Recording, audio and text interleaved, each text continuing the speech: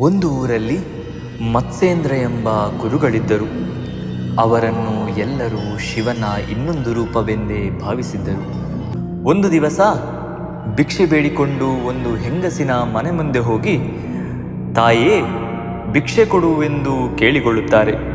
ಅವಳ ಕಣ್ಣೀರಿಗೆ ಬೆಲೆ ಕೊಟ್ಟು ಸ್ವಾಮಿ ತನ್ನ ಚೀಲದಲ್ಲಿದ್ದ ಒಂದು ಹಿಡಿ ಭಸ್ಮವನ್ನು ತೆಗೆದು ಅವಳ ಕೈಯಲ್ಲಿಡುತ್ತಾರೆ. ಅವಳು ಖುಷಿಯಿಂದ ಆ ಭಸ್ಮವನ್ನು ಮನೆಯೊಳಗೆ ತಂದು ಬಿಡುತ್ತಾಳೆ.